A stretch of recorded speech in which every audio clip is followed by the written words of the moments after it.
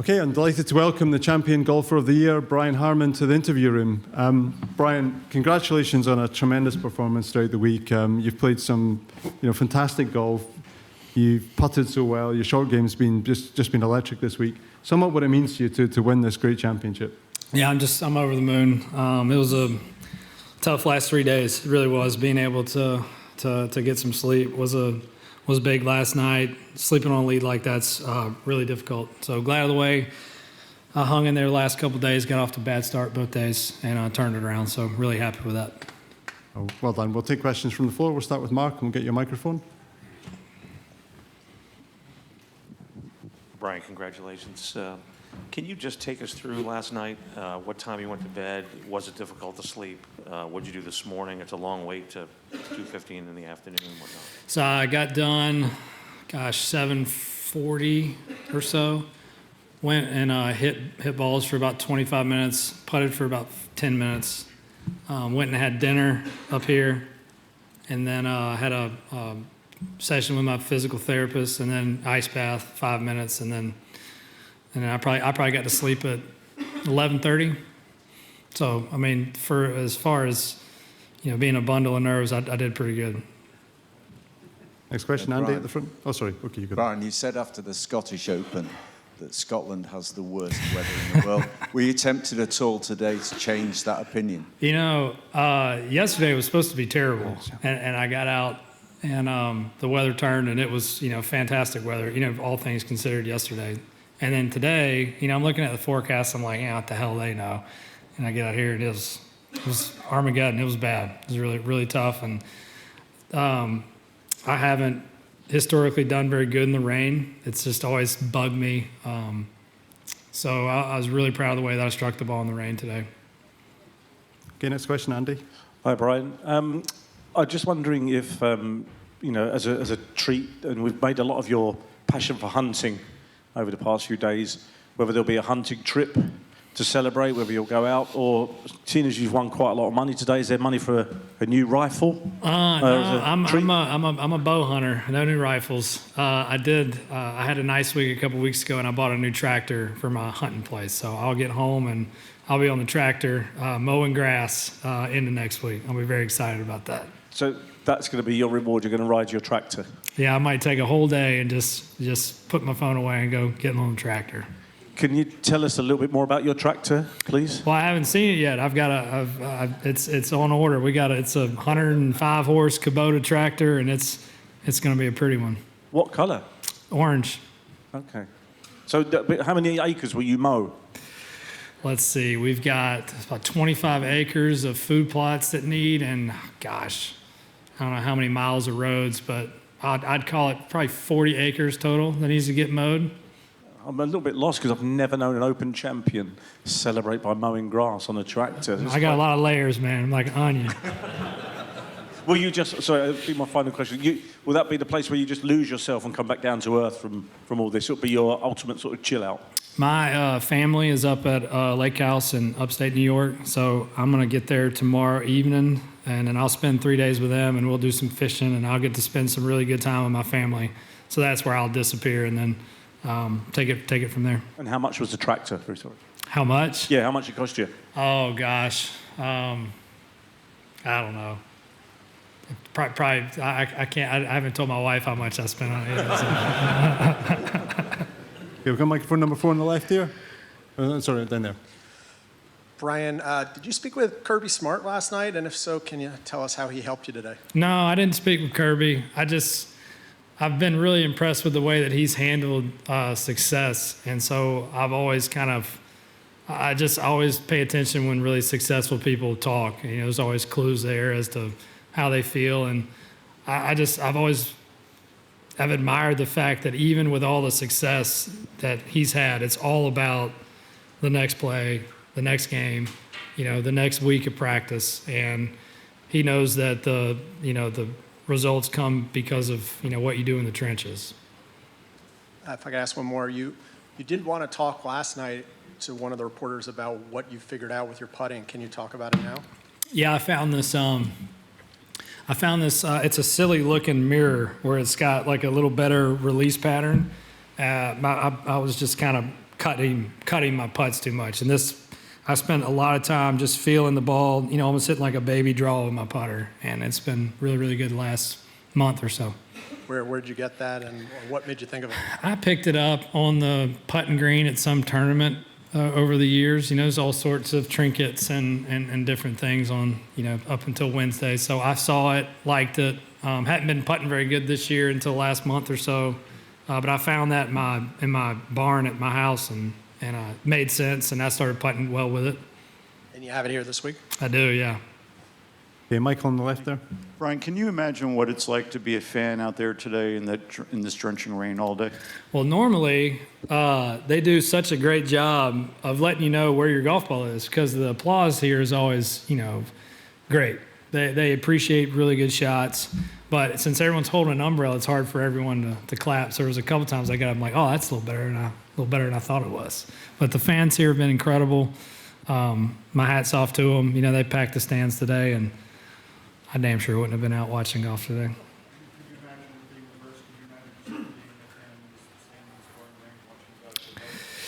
Yeah, it sounded like from some of the fans that I haven't seen any beer carts, but there must be tons of them out there. Okay, we've got number 3 on the right here. Hi, Brian, and congratulations first that you played an amazing round. And my question is, at what point of time at your game you think you can definitely make it to win the Open trophy? There were fleeting thoughts throughout the day, but I told myself I wasn't going to let any of that come into my brain. So anytime that it came, I just thought of something else, and I really honestly didn't think about winning until I had the ball in the green on 18. Great job. Thank you. Number 2 at the front. Brian, one of your best friends is Patton, who's 6'5". Your caddy, I believe, is 6'3". Yeah, it's unfortunate for me. The low amateur 6'9". Yeah, fantastic, right? Have you ever thought to yourself, why do I hang out with so many tall people? I think it's just like a natural selection type thing, like just the law of averages, I suppose. And was there a shot that sort of stabilized you? For the second day in a row, you had a little bit of wobble in the first 3 or 4 holes. Mm-hmm. Yeah, the par 3-6 hit a really good 5-iron. I got it up there, made birdie. It was after bogey in a pretty easy hole in 5. Okay, we've got a Doug on the left. Brian, you talked earlier in the week about wondering why you hadn't crossed the line more often in your career, and then you played one of the truly great performances here on Links Golf. How did that happen? I've always had self-belief that I could do something like this. It was just, when it takes so much time, it's hard not to let your mind falter. Like, maybe I'm not winning again. I'm 36 years old. Game's getting younger. All these young guys coming out, hit it a mile, and they're all ready to win. Like, when is it going to be my turn again? And it's been hard to deal with. I mean, I think someone mentioned that I've had more top tens than anyone since 2017. So that's a lot of times, like, where you get done and you're like, damn it, man. Like, I had that one. It just didn't happen for whatever reason. So, to come out and put a performance like that together, like start to finish, just had a lot of control. I don't know why this week, but I'm very thankful that it was this week. Okay, number 1 in the front there.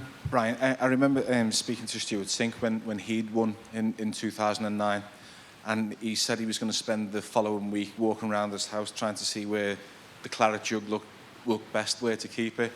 Is there any chance you're going to take the jug out on the tractor? The tractor might make it down to the farm one time, just to show everybody. But I'll let my wife pick out. She's got a much better eye for how to feature things than I do.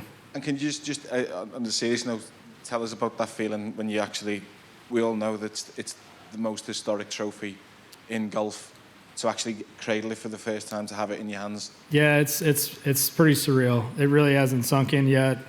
Yeah, it's really cool. I just, yeah, man, I'm not gonna let it out of my sight for the time being, for sure. Okay, look in the middle here. Brian, you had that wonderful round on Friday, and then you had a couple of bogeys early on Saturday and again today. You showed some serious resilience.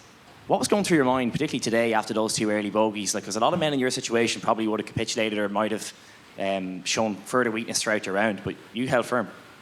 After I made the second bogey yesterday, a guy, when I was passing him, he said, "Harman, you don't have the stones for this." That helped. That was the motivation?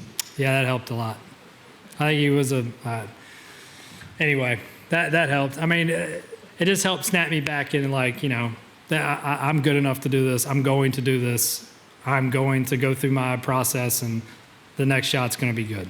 So it was a case of trying to prove any doubt was wrong. You know, I'm not going to give that guy any more. I shouldn't have given him credit right there. But I mean, yeah, I just the resilience, just knowing I knew I was going to make.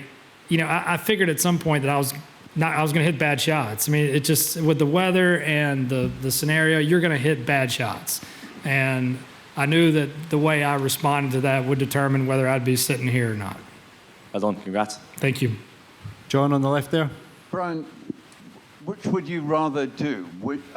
Hunt for a long time the most rare animal that you could possibly come across and kill it, or win that thing? No, we're not. I'm not hunting any rare animals. I always say I love to hunt. We do it, but I couldn't go hunting every day. I could play golf every day. So to win what I consider is the greatest prize in golf is as good as it gets. And can I just check, did you say just now that you didn't use a rifle? No, I use a bow and arrow. All the time? Yes. And from what distance are you most deadly? You wouldn't be wanting to stand in front of me. I'm good out to about 80 yards, but I don't take a shot past 40. Wow. Explains your short game. Huh? Explains your short game. Yeah, good pair of hands. Go far left there. Yep. Hey. Congratulations, Brian. Great performance this week. I wondered what your thoughts are on the Ryder Cup and how your game might match up with some of your other compatriots. Yeah, I'm gonna kick that can down the road a little bit. I'm gonna enjoy this, and then so the next thing for me will be our playoffs. What I'll be looking forward to. And your style as a match player, like what do you bring to team golf? I enjoy match play. I've done well in all the match play tournaments I've played in. Had a really good junior record and amateur record in match play. I enjoy the head-to-head competition. So yeah, I really enjoy match play. Thanks. Number 2 here. Hi, Brian. If the golf ball does get rolled back, how do you think that would impact you? I know that the longer hitters think that it might benefit them. It depends on who you talk to. Some people say it'll help guys that hit it shorter. I don't know how it helps a guy that hits it shorter. I don't see. There really hasn't been any change or golf course design that's helped a shorter hitter over the last 20 years. So I don't know why the next thing would help a shorter hitter. The game's going longer. That seems to be the way it's going. So. Okay, we'll come to the middle here. Brian, just curious, do you have anything specific in mind that you're going to drink out of that jug? Guinness. Guinness? Mm-hmm. Tonight? Tonight. And more specifically, how do you think life is going to change for you as the Open champion? I don't see how it's going to. I mean, I'll be in some better tee times. You know, I'll have to do a couple more interviews at golf tournaments, but I've got a great family. I've got hobbies that I really like. I have a very comfortable life that I enjoy, so I wouldn't want my life to change any. Will you ever have to pay for a beer in the state of Georgia ever again? I'll be buying beers when I get home. Bob in the middle there. Brian, you mentioned the good crowd support here at the Open, obviously at all the venues. Have you given much thought yet to the idea that you'll be coming back here for a very long time to this tournament? And, you know, they embrace their champions, you know, throughout history. Yeah, I look forward to coming back for a really long time. This has always been, you know, growing up in Georgia, you know, I've watched, obviously being a huge fan of golf, I watched the Open Championship. We'd wake up early and watch it. And I never knew how much I'd appreciate it until the first time I came and played in 2014. I just didn't know what to expect. You grew up in Georgia, it's all the Masters. It's all, it's proximity. It's where, but I came here and I was like, wow, man, this is unbelievable. The fans are incredible. Everyone understands golf over here. It was just a delight to play. And so, yeah, man, I'm stoked. I'm stoked to come back here. Okay, we've got number 2 at the back left there. I can't quite see who the microphone is. Brian, congratulations on a incredible performance today. This is your... There you go. I was like, how the hell is that coming? This is your 8th Open. 4 out of the first 5 were miscuts. 6th last year. What has changed that's allowed you to improve at playing links golf? Yeah, I missed those 4 cuts. I think I missed all of them by 1. Like, I played some okay golf. So it wasn't like I was over here hacking it to pieces. I just couldn't quite get comfortable, and I felt like maybe I rushed through it too much.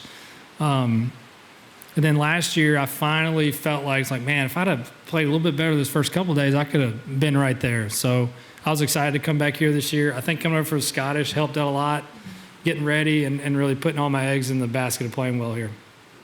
Thank you. Okay, we'll make this last 2 questions. We're going to give you here and then here, so please. Hi, Brian. Well played. I was talking to Sepp Stracker earlier, and he said you don't hit it that short, actually, and that's just not true. I'll let y'all figure that. I don't hit it that short.